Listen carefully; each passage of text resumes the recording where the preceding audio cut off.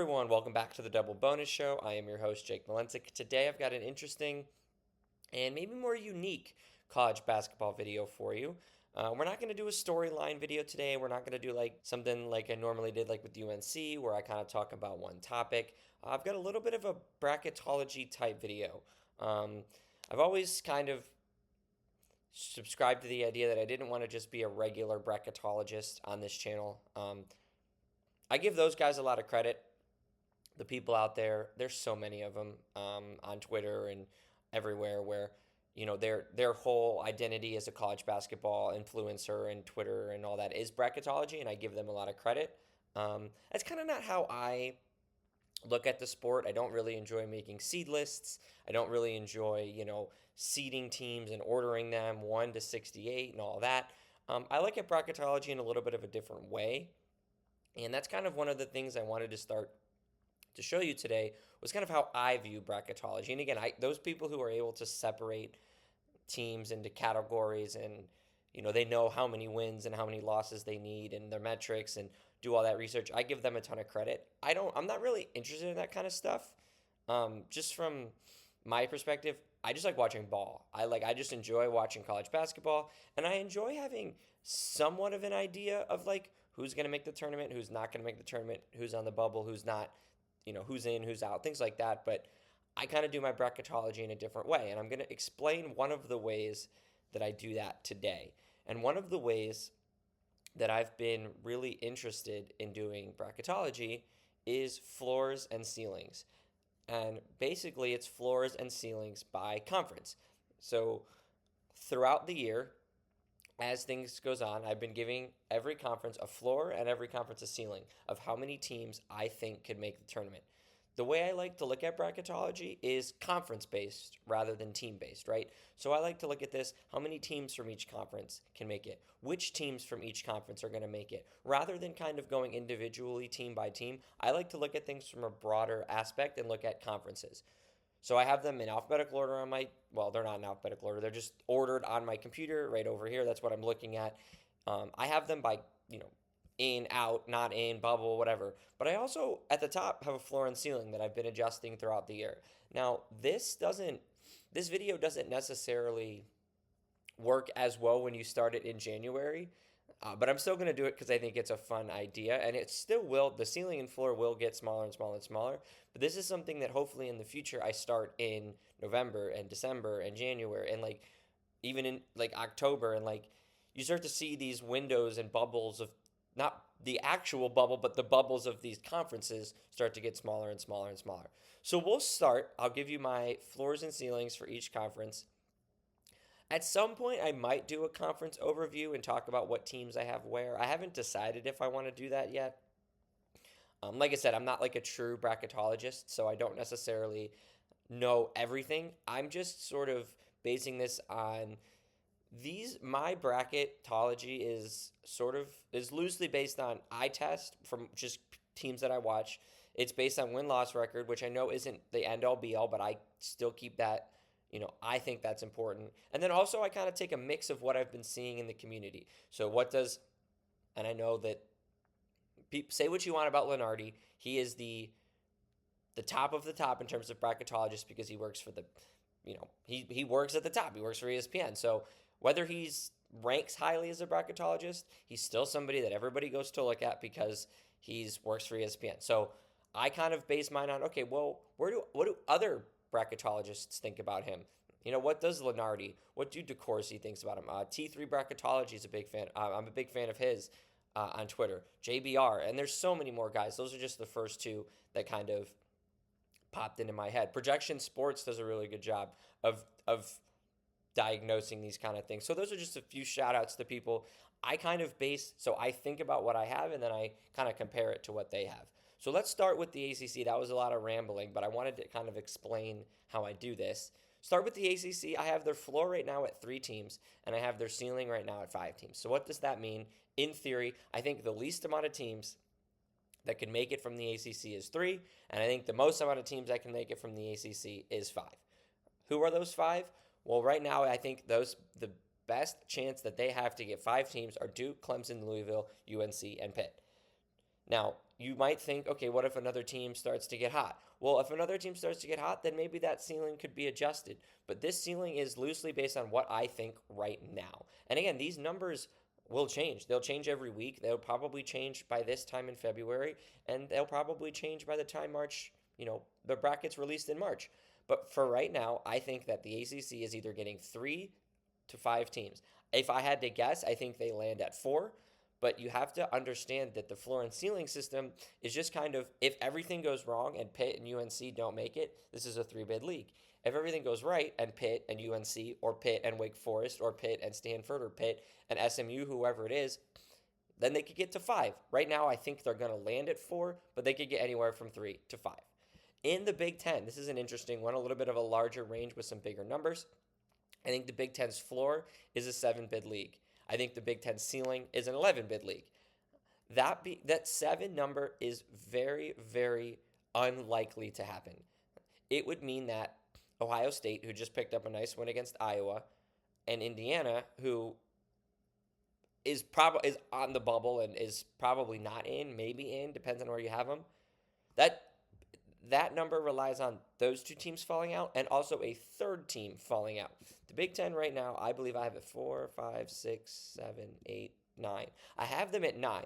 And so you're wondering, how do they get to 7? Okay, well, if Ohio State and Indiana both fall off the bubble, if something catastrophic happens with Maryland or with Oregon or with one of these teams falls closer to the bubble, I don't think that's going to happen. But none of those teams, Maryland, Oregon, even UCLA is probably safe now. None of those teams are safe necessarily. So I have to expect, if Maryland goes on a 4-game losing streak, then they're probably a lot closer to the bubble. I think that this conference is going to land around 9.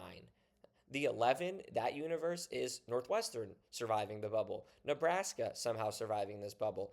USC, who needed that win last night, survives the bubble. So I think that they could get to 11. And again, these numbers could change. That 7 is probably going to be higher the next time that I make floors and ceilings. It's probably going to be an 8 or a 9, because I think you would like to assume that Maryland is safe by the time that I do that, but you just never know. So I have to do it. Floor is 7, ceiling is 11. I think they get around 9 or 10, but I could see a world where they get 11, and that would be fun. All right, the Big East, floor 3, which would be really sad, and the ceiling is 5. And this one is maybe the most straightforward one of all the conferences. Look, I think there's 2 teams that are probably safe, and that's Marquette and St. John's. I think there's 2 teams that, barring anything disastrous happening, are going to make it. That's UConn and Creighton. I think they're both in. UConn is hovering in the 7, 8, 9 range, according to what I've been seeing and where I've been reading. But they're still in. You're not on the bubble till you fall to the 10 or 11 range. And right now, UConn is fine. Creighton is fine. St. John's is fine. Marquette is fine. I think they're going to land at 4. Their ceiling is 5 because the Xavier Musketeers are playing good ball and they're looming. And you have to include them because they're on the bubble and they're probably 1 or 2 quad 1 wins away, which they could still get, away from getting in. So it's the same as some of these other conferences where it's like, okay, Indiana is not out of this yet. Northwestern is not out of this yet. Xavier is not out of this yet. There's a chance that they make it. I think they landed 4. Xavier has a long way to go. They have a tough path, and they have a lot of other bubble teams to survive. And then also, obviously, you have to survive bid stealers, and that's a whole nother world. But I think they could get to 5 easily, and that's why they're 3 to 5. The Big 12 is 7 to 10. Right now, I have 1, 2, 3, 4, 5, 6, 7, 8 teams in. Again, this could easily fall to 7. UCF is the team I have right on the bubble. ASU is the team I have right on the bubble. BYU is the team I have right on the bubble. And again, these are based on win-loss and what I'm seeing from other bracketologists and just my own sort of research. These are not seed lists. These are not like, I think this team is a blank seed. These are just kind of what I'm seeing in the community, also loosely based on what I kind of feel in my own heart. I think that this conference probably lands at 8. I could see a universe where they get to 9, but I think they're going to land at 8. I don't think they're going to land at 7. I think either one of UCF, ASU, BYU, maybe Cincinnati can still do it. One of those teams is going to make it. I don't think they're going to hit their floor of 7, but it has to be said because you just never know with a conference like this. How do they get to 10? Arizona State gets hot. BYU stays hot. They have a big one against Baylor tonight. I'm recording this on Tuesday. I don't know when you'll see this. So when I say tonight or yesterday or today, I'm referring to yesterday, Monday, tonight, Tuesday, tomorrow, Wednesday, because that's just kind of where my head is at. BYU is a big game against Baylor on Tuesday at home. That's a game that they're going to need to get. Cincinnati's at Utah. That's a game that they cannot lose. So these are big marquee games in the Big 12 that could really adjust this floor and adjust the ceiling. But right now, 7 to 10 for them because there's a realistic chance where their bubble teams don't make it. I go to the SEC where things are crazy in this conference. I have their floor at 11 and I have their ceiling at 14. Here's the thing. Their ceiling is pretty crazy because I don't think Arkansas is going to make it, and I don't think LSU or South Carolina is going to make it. Those are their 3 teams right now that aren't in. But they're not, I don't think they're going to hit their floor. They're just too good, but you just have to be careful if a team like a Texas or a Georgia or one of these teams closer to the bubble in that league goes on a losing streak, which, by the way, is very susceptible to happen in the SEC. It is very easy to just go on a losing streak in this conference because every team is probably capable of beating you on every night. South Carolina has almost won like 6 times in this conference, and they can't get it done, unfortunately, and they're probably out of contention. But it just goes to show you that any team can win on any given night in that league, which I don't think can be said about every league.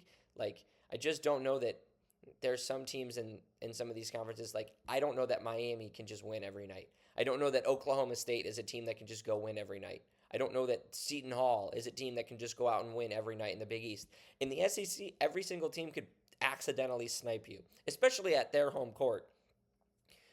So you have to take into consideration that some of these bubble teams in the SEC could fall. I really like Georgia, and Asa Newell's a really good player. He's probably going to be a lottery pick. But you just never know if they have 2 road games and a home game and they lose all 3. That doesn't really bode well for the Bulldogs. It's the same thing for Texas. Love Trey Johnson. Think they have a great team. I think they're built really well. But you're 1 or 2 or 3 losses away from all of a sudden not being in contention anymore because, this is just a really good league. Now, again, if you lose on the road in the SEC, it's probably a quad 1, so you're not too worried about it. But if you're losing a game, if somebody comes to your home court and beats you, that's probably a quad 2 loss, and those don't help you, right? So you've got a lot of not even landmines. They're not landmines in the sense that other conferences have. They're just other good teams in that conference that can beat you. A landmine is much different. A landmine is a game like Oregon going to play at Minnesota and losing, or a team like Cincinnati trying to go play at Utah and losing. Like, you can't lose to teams that are worse than you because that doesn't look good. If you're losing to teams that are on the same line as you, then yeah, maybe you'll be okay. And the SEC might survive just in the sense that every team might be in that same line. And I don't know that outside of maybe South Carolina, who's like in the 90 to 100 range in KenPom and all that, that might be the only team that's a landmine, but even them at home is a tough out. All right, the other 2 bid leagues that I have is the West Coast Conference. Now, this one's pretty straightforward. It's 1 to 2. There's a lot of question marks about St. Mary. They're like 17 and 3 or 16 and 3. Some people have them closer to the bubble. I actually recently just moved them up from the bubble. I just don't know that they're going to lose. They're undefeated in conference. Now, they still have the Gonzaga games left. I think both of them. So they could easily get to 2 losses. And somebody else in this conference could pick them off. They had to battle back late again at Washington State. And there are teams in that conference that are better than Washington State. Oregon State's probably better. Santa Clara is better when they have their moments. Obviously Gonzaga is better when they have their moments. So not even really when they have their moments. Gonzaga is just objectively better than Washington State. So you could see St. Mary's maybe going at a San Francisco or at a Santa Clara or at a Oregon State or at one of those teams and losing. Now, again, I don't have their schedule pulled up, so they may have already survived some of those. I'd have to double check. But the point being, St. Mary's is a couple of, you lose at Loyola Marymount, and all of a sudden you're not in the best place that you could be. St. Mary's 3 losses are, I believe, Utah State, New Mexico, and Arizona State. I want to say, let me look this up really fast so I'm not giving false information, just so I can kind of look at this on paper and be a little bit more objective about it. Yeah, so their losses are Arizona State, and then they lost to Utah State, and then they lost to New Mexico. So yeah, those are their 3 losses. They're undefeated in conference, and they have not gone, according to the schedule that I see, they have not gone to, they're going to Santa Clara tomorrow. They have Gonzaga at home on Saturday, and they go to San Francisco on Thursday. So there's your 3 games for St. Mary's, where if they lose all 3, then we're looking towards the bubble. I know I haven't pulled the schedule up on many of these teams, but St. Mary's was the interesting one. They're like the ultimate wild card in all of this because they really are the key to the West Coast Conference getting 2 bids. Gonzaga is probably going to make it. There's almost nothing Gonzaga can do to not make it unless they lose some, like they have a huge game against Oregon State at home tonight. Unless they have some tragic losses, they're probably in too. So St. Mary's is a team where it's like, what do you do with a team that's like 16-3, but they have some losses and you kind of don't know what to do with those losses because they've lost to tournament teams in, Utah State, and I think they lost to Arizona State, who's right on the bubble, like I said. So they've lost some games to teams that are good, but they've also got a lot of landmines and a lot of tough things to dodge. So I think it's 1-2 for the West Coast Conference. I think they're going to get 2. Sorry, that was a lot on St. Mary's, probably more than it needed to be, but I wanted to kind of explain my reasoning for that one because the West Coast Conference is one of the more fascinating leagues in the country because a lot of years it's a 2 to 3 team, not a 3-bid league, but a 3-team league, sometimes 4. This year's a little bit different because of Wazoo and Oregon State. And when Gonzaga leaves, like that conference is not going to be very strong. So it's such an interesting conference because it's what do you do with a team like St. Mary's, they win all the time. All they really do is win, but their wins are just so hard to take into consideration when they're beating Loyola Marymount and Pepperdine and Pacific and San Diego every week, where it's like some of these other teams that are on the bubble are playing in the Big 12, and they're playing Big 12 opponents every week, and it's a little bit tougher. The other multi-bid league that I have left is the Mountain West. I have in Utah State, New Mexico, and San Diego State. So those are 3. There are differing opinions on the Boise State Broncos. Here's my thing about Boise State. I think that they have a good enough team and a good enough player that they could make a run in this conference and start to stack some key wins. Now, I don't know that they'll be able to stack key wins and also keep New Mexico and San Diego State in. But Boise State just recently lost to Colorado State. That was kind of their one that they needed to have. It would have been on the road. I think it would have been close to quad 1, if not quad 1, and they lost. And that was kind of one that they needed. I don't think they're going to get in, but I have to say that their ceiling is 4 just in case Boise State were to make a run. Now, if Boise State loses 2 in a row, this ceiling closes and it's down to 3. Because I just don't think Boise State's going to get in. I also should have mentioned this at the top. This does not include bid stealers. I'm going to do a video probably at the beginning of February and do a bid stealer video and then do another one in March to talk about which conferences could have bid stealers and which conferences or which teams I think could steal bids. These floor ceilings do not account for potential bid stealers. So keep that in mind. I think that Boise State could still make it as an at-large, but they have a lot of work to do. But I'm keeping them at 4 just in case. All right, that's going to wrap up the floors and ceilings. I got a lot of information in there. This went a little longer than I wanted, but I still think I kind of got the point across. This is something that I'm going to do probably twice in February and then once more in March, maybe twice more in March. Probably like February, like right in the beginning of February after we've seen some more games, probably like in 3 games for every team, and then near the end of February, and then probably right at the beginning of March, and then maybe right before Selection Sunday. So we'll probably have 4 more, I would hope, floor ceiling kind of lists, and we'll kind of see where the numbers change. We'll kind of see where they land. By the end of this, I will give you my official prediction for how many teams I think are going to make it from each conference. If, like I said, I kind of did some of that guessing here today, but I don't, I'll give you the full kind of guess and where I think teams are kind of as we get closer and closer and closer. With that, I appreciate if you've made it this far. I appreciate you for listening to the video and leave in the comments down below kind of where you feel floors and ceilings are. What teams am I missing? What conferences am I not giving enough credit? Which conferences am I giving too much credit? Let me know down below in the comments. You can also tweet at me. It's just at Double Bonus Show. I'm on Twitter at that. I'm on TikTok at Double Bonus Show. Make sure you check those out. The links for both of those will be in the YouTube description and in the Substack description, or wherever you're able to put that on that site. So check that out. Make sure you like, make sure you subscribe, and like I said, make sure you leave a comment. Give me your thoughts on this. And most importantly, have a great day.